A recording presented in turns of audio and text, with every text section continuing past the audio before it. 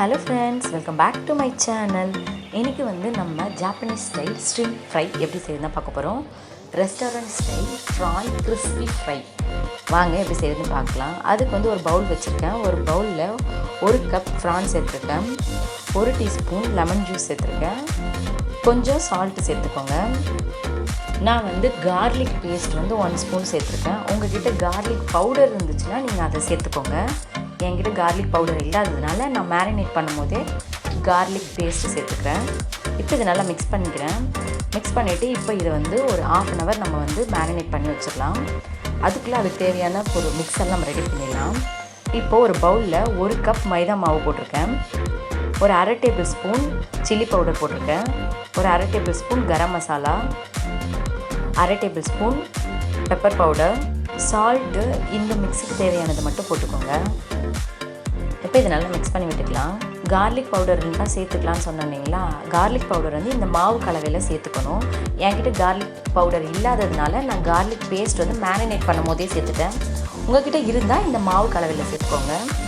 அடுத்தது ஒரு பவுலில் 1 முட்டையை நான் உடச்சி ஊற்றிருக்கேன். இப்போ அந்த முட்டைக்கு தேவையான பிஞ்ச் ஆஃப் சால்ட் மட்டும் போட்டுப்பேன். போட்டு இது நல்லா நம்ம விஸ்க் பண்ணிக்கலாம்.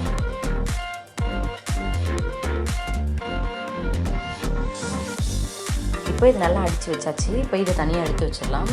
இப்போது இன்னொரு பிளேட்டில் நான் கோட் பண்ணுறதுக்காக பிரெட் க்ரம்ஸ் கொட்டி வச்சுருக்கேன். இப்போ வாங்க எப்படி செய்கிறதுன்னு பார்க்கலாம். தேவையான மைதா மிக்ஸ் ரெடி பண்ணியாச்சு. எக்கும் பீட் பண்ணி வச்சுருக்கோம். பிரெட் க்ரம்ஸும் எடுத்து வச்சாச்சு. இப்போ இதை செஞ்சிடலாம். இப்போது 1/2 hourக்கு மேலே மேரினேட் ஆகிடுச்சு. இப்போ இதை நல்லா மிக்ஸ் பண்ணிவிட்டு நம்ம ஒன்று ஒன்றா எடுத்து கோட் பண்ணிக்கலாம். ஒரு ரவை எடுத்துக்கிறேன். நான் ஃபஸ்ட்டு மைதா மிக்ஸில் போட்டு இதை கோட் பண்ணி எடுத்துக்கிறேன்.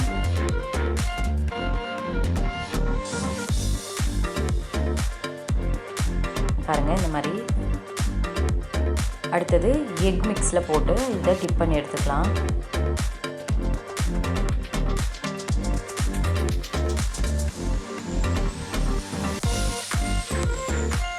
அடுத்தது பிரெட் க்ரம்ஸில் போட்டு கோட் பண்ணிக்கலாம்.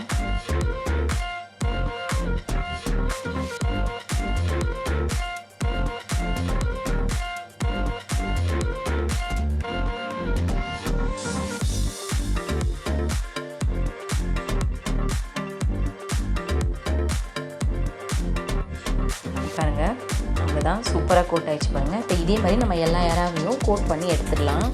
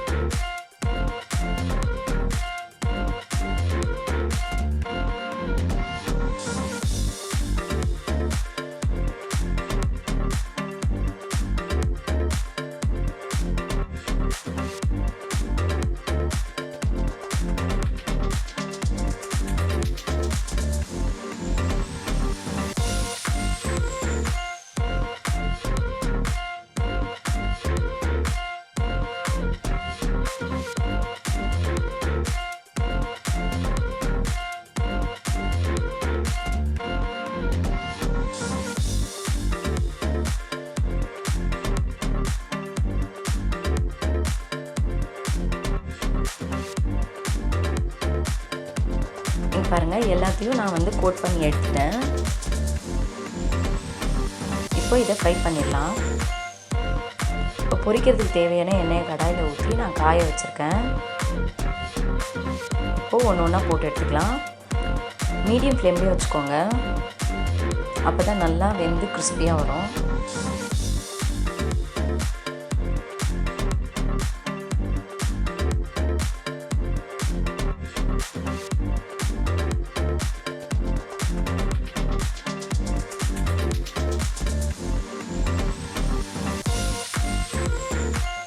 இப்போ ஒரு பக்கம் நல்லா குக் ஆயிடுச்சு. இதை திருப்பி விட்டுக்கலாம்.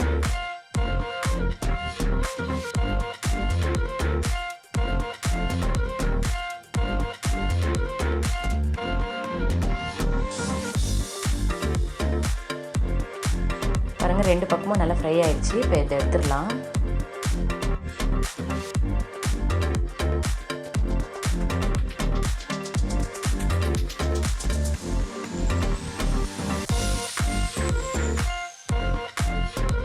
இப்போ இதே மாதிரி நான் எல்லாத்தையும் பொரிச்சு எடுத்துடுறேன்.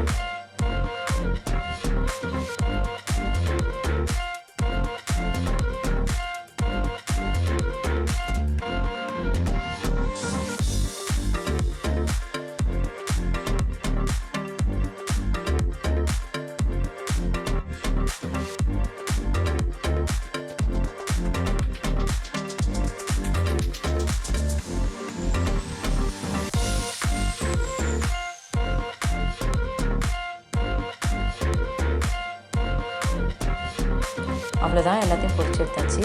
நம்மளோட restaurant style crispy PRAN fry ready ஆயிடுச்சு. இப்போ இது எப்படி இருக்குன்னு டேஸ்ட் பண்ணி பார்க்கலாம்.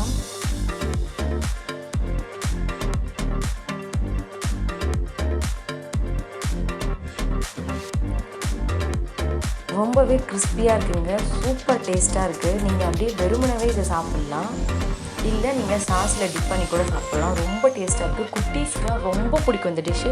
கண்டிப்பாக உங்கள் வீட்டில் ட்ரை பண்ணி உங்கள் குட்டீஸ்க்கெல்லாம் கொடுங்க. இந்த வீடியோ பிடிச்சிருந்தா லைக் பண்ணுங்கள், ஷேர் பண்ணுங்கள், கமெண்ட் பண்ணுங்கள், சப்ஸ்கிரைப் பண்ணுங்கள். மறக்காமல் பெல் ஐக்கானை கிளிக் பண்ணிடுங்க. பாய்.